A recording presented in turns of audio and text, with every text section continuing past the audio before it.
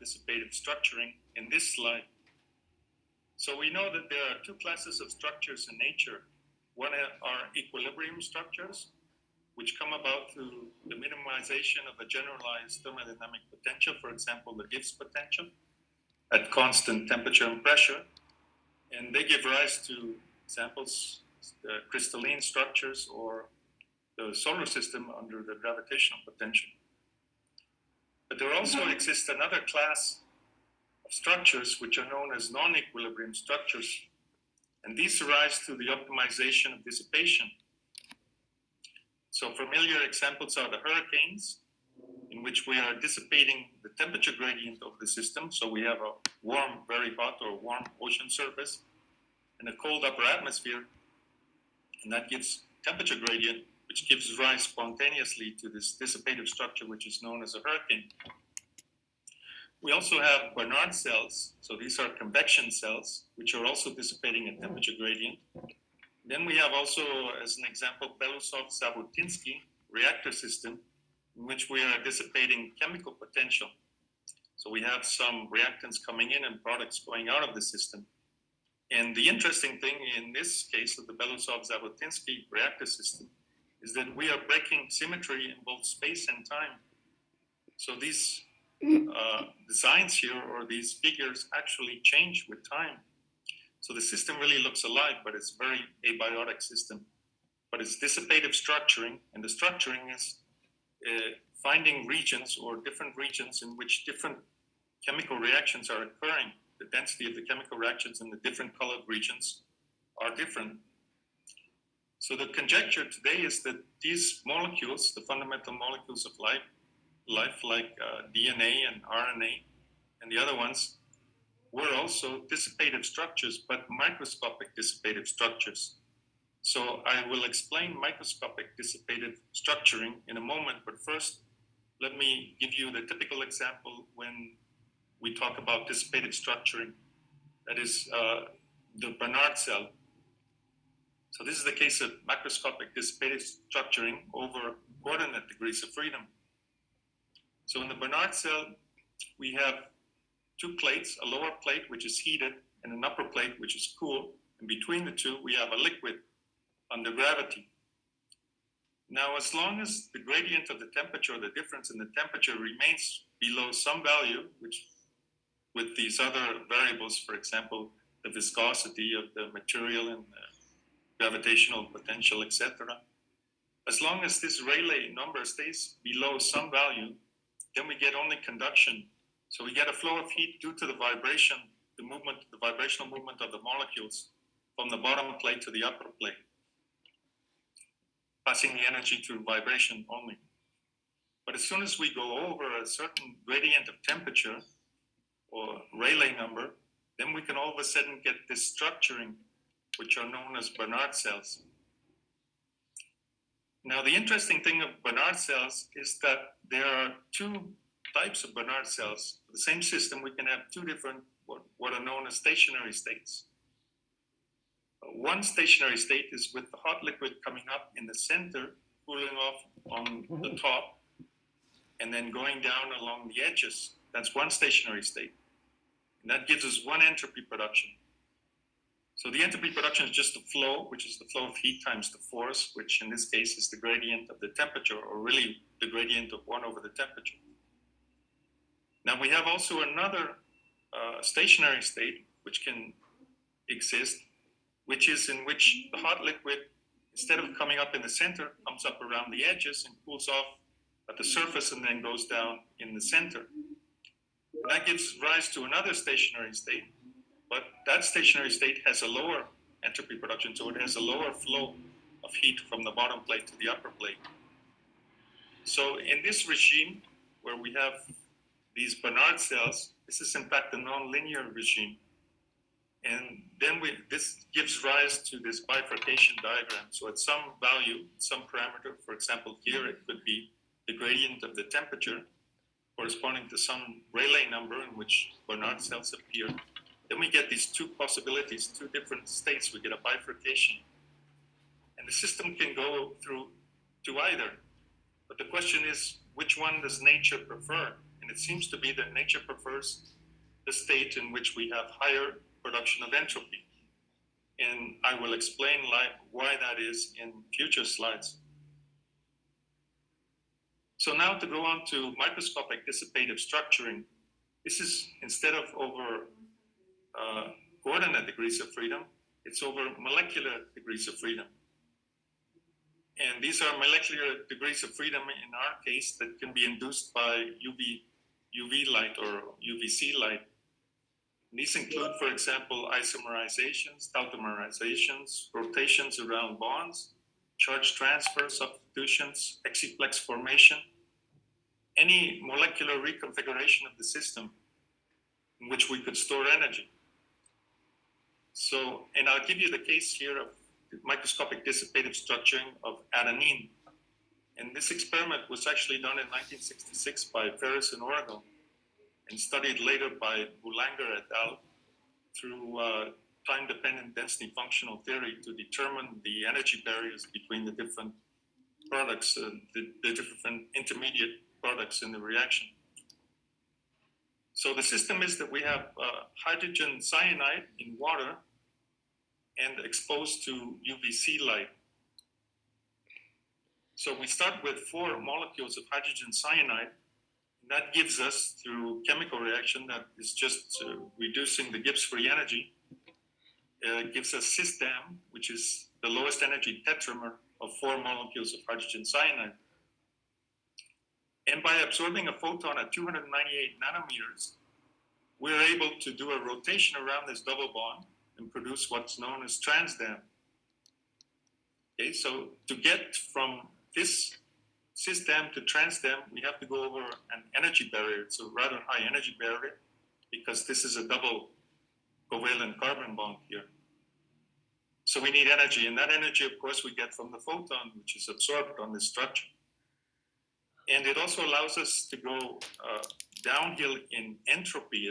That means going to more organized states because the low energy of the high energy of the photon, it means that it carries low entropy with respect to the temperature of the environment.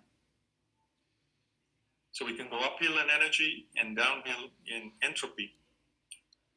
And then to go to the next molecule, which is known as AIAC.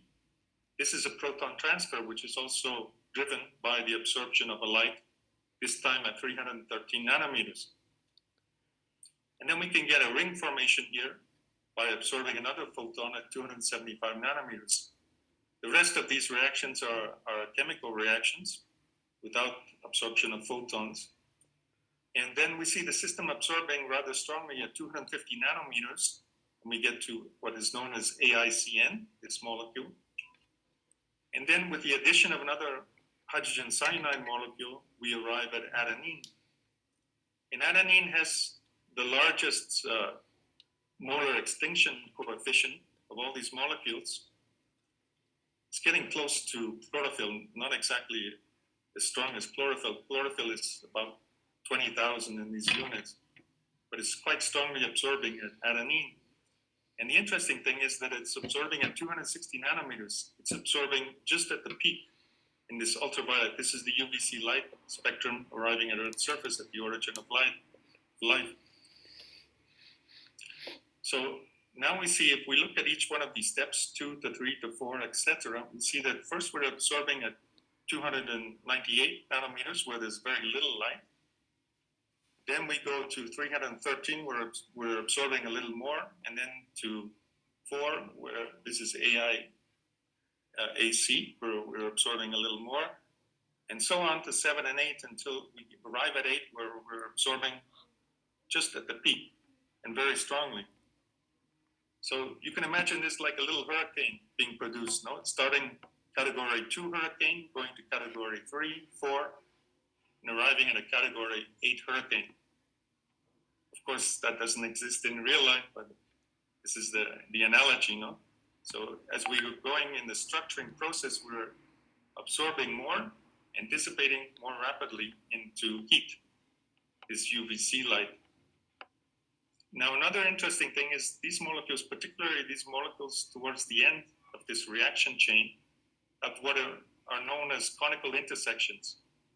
And a conical intersection, I've described here schematically, is it occurs whenever you have, when you excite the ground state molecule, it goes to the first excited state, electronic excited state, and to do that, it goes through to go on the minimum of this first electronic excited state.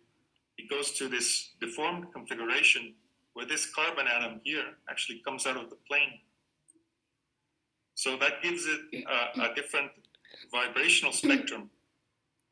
And the vibrational spectrum of this deformed molecule, in fact, becomes degenerate with the vibrational spectrum of the ground state.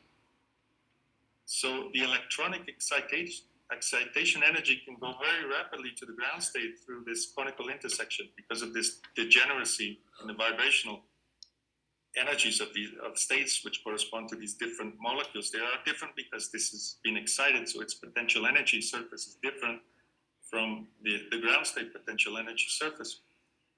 But we have this degeneracy which allows the energy to go very quickly from the electronic excited state to the ground state. In fact, it does that in about 10 to the minus 12 seconds, which is a picosecond, extremely rapidly. So RNA and DNA then are excellent dissipative structures. They take a photon in the UVC, absorb it, and then dissipate it into about 30 or 40 photons, depending on the incident energy of the UVC photon. And they do that within 10 to the minus 12 seconds. So it's exactly the same that a hurricane is doing. A hurricane is absorbing infrared radiation from the surface of the hot ocean and then dissipating it in the upper atmosphere into many more infrared photons. Photons moved more towards the infrared. Okay, so I have described dissipative structuring of the fundamental molecules, and I gave the example of adenine. Now, the second component in the thermodynamic dissipation theory of the origin of life is dissipative proliferation. And the example I'll give is DNA. This, of course, has to be enzymeless. So the reproduction of DNA at the origin of life could have not have involved complex enzymes as it does today. Today, it requires about 20 or 30 enzymes to reproduce DNA. So instead, we have come up with this ultraviolet and temperature-assisted replication process known as UV-TAR. So if you remember, I mentioned that at the origin of life, the ocean surface temperatures were above 85 degrees centigrade, and the surface of Earth was gradually cooling throughout the Archean. Now, it turns out this temperature of 85 degrees centigrade is very interesting because it is more or less the denaturing temperature of short-strand DNA. So you can imagine that if we had DNA existing on the surface of the oceans, well, I didn't explain how we get to all of the other bases like adenine, guanine, cytosine, and thymine. But you can imagine that they can be produced also through dissipative structuring, and we are working on that. In fact, one of my students, Claudette, is working on the dissipative structuring of guanine, and we could also do it for the purines, the pyrimidines, or the thymine and cytosine. But if you imagine that we have these nucleotides, then I also have to mention how we get to ribose and how we get to the phosphorylation with the phosphate groups. But if you imagine that we have these through dissipative structuring, so they form a single strand DNA, and later they come together, they find their complementary pair and form double strand. Then as the temperature fell below 85 degrees centigrade, which is their denaturing temperature, they would not be able to denature, so they would be stuck, and the system would not be able to reproduce because you need denaturing to reproduce. But you can imagine that in the afternoon, the surface temperature of the ocean would be warm, and we'll also have ultraviolet light which can be absorbed on these structures, and that could cause local heating and therefore denaturing. And the interesting thing is that if we have denaturing, then we also have an increase in the absorption. And this is an effect known as hypochromism. This is a well-known effect, that the absorption increases when you denature DNA, essentially because the nuclear bases, they open up as if they were an umbrella. So they start absorbing more than they did when they were in double strand, piled one on top of the other. And then at night, you can imagine that the surface temperature cooled sufficiently, and there was no light to absorb, no UVC light, no light at all. And so these single strands would find their complementary pieces and form double strands. So we would get two double strands where we had initially only one. Now, the interesting thing about this is that it is template directed.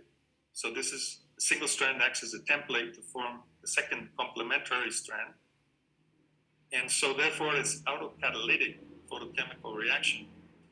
And the replication is tied to dissipation because in order to get denaturing, we need to absorb a photon on the double strand so that it denatures.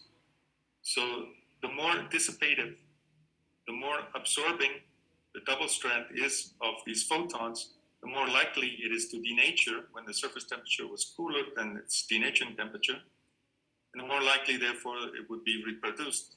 So we have replication, which is tied to photon dissipation, or entropy production, in other words. So that was the theory. Now we did the experiment to see if this would really work. And this is our deuterium light. We have the DNA in quartz cuvette in a PBS buffer, sorry. And we have spectrometer to measure the absorption, and another spectrometer to measure the dispersion. And everything is controlled by the computer. We have a flow of water which just helps us to stabilize the temperature, to keep the temperature at a fixed value, and to allow us to remove or to input heat rather quickly and stably to the system. So this is just a pump which is pumping water through the system to help stabilize it, like a radiator on a car engine, for example. And this is the absorption spectrum. So this is for 25 base pair DNA at different temperatures. So we start at 30 degrees centigrade, which is the black line here. And we go up to 80 degrees centigrade. So we go from double strand at 30 degrees centigrade to single strand denatured at 80 degrees centigrade. So this, in fact, denatures at somewhere between 70 and 85 and 80 degrees centigrade. And we also look at 3-degree bins around these temperatures. So that's why you see two lines here of the same color. So that corresponds to the three-degree bin around these temperatures. And those different spectrums between the above and the lower curve here are what are plotted here, but on a different axis, on a different scale, on this y-axis. So the first thing we notice is we get this, as we increase the temperature, we get this denaturing, and that's manifested by the hyperchromism. So we get greater absorption. This is extinction, which includes also some scattering besides absorption, but basically it's due only to absorption, basically absorption. So now this is UVC light-induced denaturing. The previous was temperature-induced denaturing. So in this case, what we did was raise the temperature, in this case for salmon sperm DNA, to 40 degrees centigrade, and we kept it constant. And we measured the extinction, or the change in absorption, as a function of time, first allowing the system to come to a stable region. And then we turn the light off and on, off and on. And every time we turn the light on, we get an increase in extinction or increase in absorption, which is this hyperchromic effect, which is indicating that we are denaturing.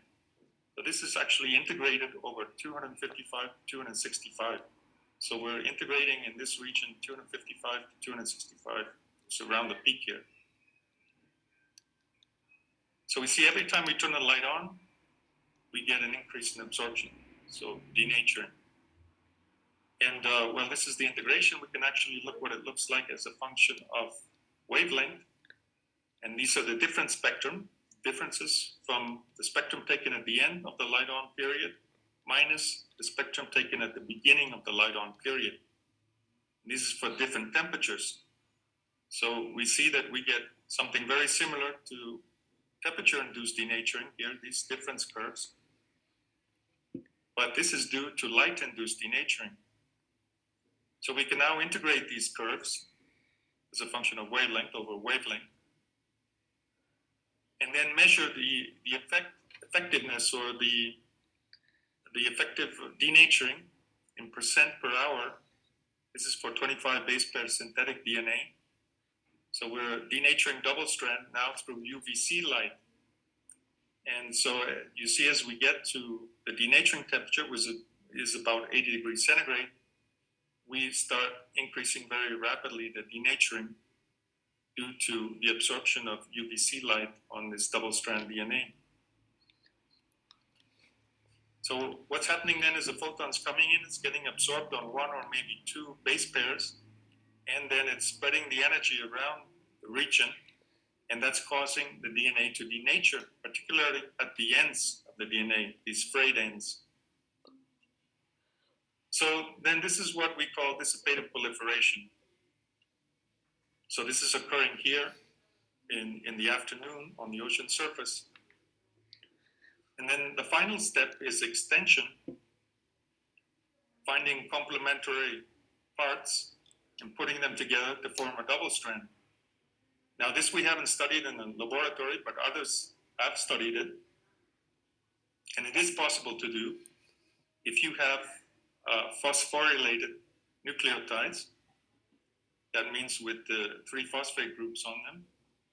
And if you have magnesium ions on the ocean surface.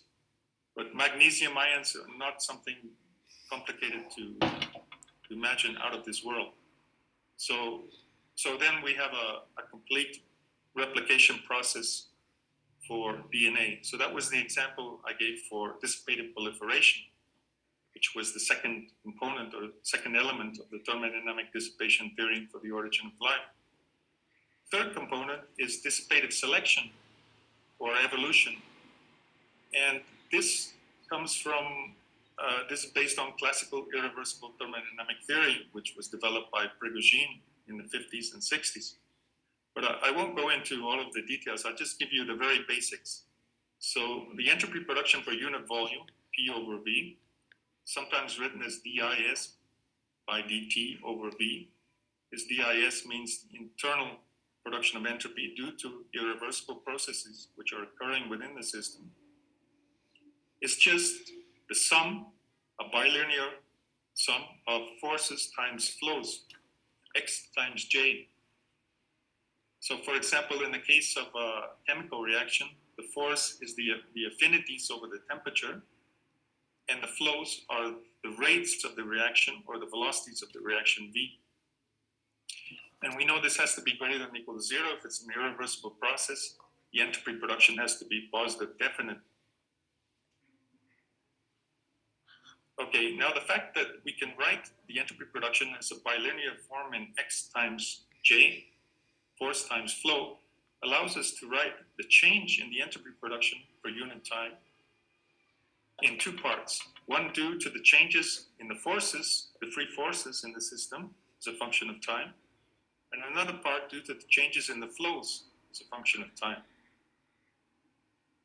Now, the most general result of classical irreversible thermodynamics is that this part, due to the changes in the forces, has to be negative definite. That is known as the universal evolution criterion, or sometimes called Glanzstor-Prigogine criterion. Okay, but it doesn't say anything about the total entropy production. The total entropy production could go up or down because it only says it about this part, only this dxp by dt. It doesn't say anything about djp by dt. So this is the change in the entropy production due to the changes in the flows. So for example, in our case of the dissipative structuring of adenine, as we go from one intermediate product to the next in the chain getting to adenine, the flows are increasing because the flows are the flows of the photons, flow of energy in the photons is increases. And it turns out that for autocatalytic, photochemical or chemical reactions, the tendency is to therefore increase the production of entropy. So the total dP by dt generally increases when we have autocatalytic or photochemical, autocatalytic photochemical or chemical reactions occurring. So getting back to this bifurcation diagram then, so you remember we had these two different states, two different stationary states possible for the system. Tendency of nature, to what I've mentioned here, is to take the increasing entropy production state. It's not always, because it's a statistical, it occurs due to a fluctuation at this critical point here. This is, for example, when we have the Barnard cells appearing at this critical point. A fluctuation can take the system either to the greater entropy producing state or to the lower entropy producing state. But if it's autocatalytic, the tendency is to go up to the greater entropy producing state, although not always, sometimes it can go down. But the general tendency is to increase the entropy production over time. So the example I gave is the example of the dissipative structuring of adenine, which we have seen before, in which we start with 4 molecules of hydrogen cyanide and go through all these steps to get to adenine. There's another hydrogen cyanide molecule here, so in total there are 5 hydrogen cyanide molecules which give adenine. So there are actually 7 steps here, but in fact there are also competing reactions which occur simultaneously. For example, if this system is in water, then we're going to have hydrolysis. So we can have HCN being hydrolyzed. It's hydrolyzed to a chemical which is known as formamide. So we have these other competing reactions that we have to include. So although there are 7 here in the basic to get to adenine, there are in fact at least 16 important reactions which are occurring. Some of them are chemical and some of them are photochemical that require a photon to induce. So we have here, for example, the quantum efficiencies when it's photochemical, or we have the excitation energy or the energy barriers in the case that they are chemical reactions. So all of these values for these reactions come from the literature. So we studied this in detail. And these are the basic 16 reactions which are involved in producing adenine from 5 molecules of hydrogen cyanide. So our model is that we have this lipid vesicle of fatty acids which form this vesicle. And inside the vesicle we have water, but we also have that it's permeable to hydrogen cyanide. Hydrogen cyanide can go over the boundary because hydrogen cyanide is a small molecule, so it can penetrate very easily. And it has a rather small dipole moment, so it can get through and then be exposed to ultraviolet light, UVC light. And then we get these chemical reactions which are occurring. And then we follow the system over 30 days with 8 hours of sunlight and 8 hours of darkness. 3.85 thousand million years ago, the days were only 16 hours long, not 24 like today. And then we see what happens, what kind of concentrations of these components that we're interested in, what are the concentrations as a function of time of this 30-day period. But at the 10-day period, we perturb the system. After 10 days, we perturb the system, imagining that this vesicle is floating into a patch of hydrogen cyanide. Because if you put hydrogen cyanide in water, it does dissolve in water, but it can also form patches along the surface. And these patches can become, in fact, quite high in molar concentration. So we assume that we have a vesicle in which these photochemical reactions are occurring. It floats into this one patch, only one perturbation, this one patch, for only 2 minutes in this 30-day period. And we do that because, in fact, these are, in fact, non-linear reactions which are occurring. So we have, for example, autocatalytic reactions where, for example, transdam is acting as a catalyst for its own production from 4 molecules of hydrogen cyanide. And it also acts as a catalyst for cisdam here. So these 2 equations are autocatalytic. So we have nonlinear equations here. And so we expect that we can have more than one stationary state. And the idea is the perturbation will take us from one stationary state to another stationary state. And likely that other stationary state has higher production of entropy. So these are the set of equations, the differential equations, which correspond to this set of chemical reactions which are occurring. So we do it only in one dimension. And this is the term for the diffusion. And these other terms, therefore, the chemical reactions. And when you see these exponential terms, that's due to the interaction of light. So these are the photochemical reactions which are occurring. You can study that in this article, which I have published recently. And so I won't bore you with all the details. But this is basically gives the concentrations as a function of time of those important molecules that we want to determine or measure in the simulation. So we start with all of the concentrations at 10 to the minus 10 molar. The concentration that we're looking at here is the black line, which is adenine. This is the important one. And we see that as soon as we start producing adenine, and then as soon as we get to the perturbation, it all of a sudden increases by about 2 or 3 orders of magnitude, 3 orders of magnitude, and goes into a higher concentration profile. This is on a logarithmic graph, so these are still increasing, but they are basically stationary states. If we had allowed adenine, for example, to leave the vesicle, then we would get a flat region here, we would get a constant region. But they correspond to different stationary states. So we have perturbed the system and it's going into a higher stationary state with a different concentration profile of adenine and the other components. So therefore, adenine, as I mentioned, was the greatest dissipative molecular structure in that set of different chemical components leading up to adenine. So we're going to get more dissipation. But this is the case with perturbation. This is the same case, but without perturbation. So we go up about 2 or 3 orders of magnitude in the concentration of adenine. And in total, we've gone from 10 to the minus 10 to something like 2 or 3 times 10 to the minus 5.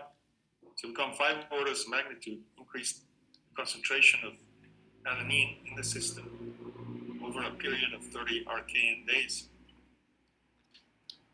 If we look at the entropy production, only including the entropy production due to the dissipation of photons in those molecules, then we find something like this. We also go up in entropy production. Of course, when we increase the concentration of adenine due to the new stationary state. And so this is really what is occurring in evolution. Evolution is just going through different stationary states which become available to the system. When the system is nonlinear and when it's highly coupled with many different abiotic and biotic processes, we're going to get an awful large number of stationary states. And the system can evolve from one stationary state to another. And it does that usually through increasing the entropy production in the system. Okay, so I've given you the 3 components then of the thermodynamic dissipation theory of the origin of life. And just to review, life's thermodynamic function is to turn sunlight into heat, which is dissipation. And it's doing that today in the leaves of plants or in the bodies of cyanobacteria, which are floating on the ocean surface. But at the origin of life, there was none of these complex biosynthetic pathways to produce these pigments of the leaves. So instead, we needed ultraviolet light in the UVC to form these pigments, which are the fundamental molecules of life. And that is what life at that time was doing, was dissipating ultraviolet light rather than visible light. So I gave you the example of dissipative structuring of adenine, and I showed you that many or almost all of the fundamental molecules absorb very strongly in this range. And I didn't mention, but it's also important, this range, because in this range of photon energies, in this UVC range here, we have enough energy to make and break carbon covalent bonds, but we don't have enough energy to ionize. if we had enough energy to ionize, we would start destroying the molecule. It would start losing electrons and therefore start falling apart. So this is a very sweet spot, if you like, for dissipative structuring with light, because it corresponds to basically the energies of carbon covalent bonding, and especially double carbon covalent bonding. You cannot do that with the visible light that is arriving today. I also mentioned the dissipative proliferation, the proliferation of these molecules over the whole of Earth's surface through this UV TARP process.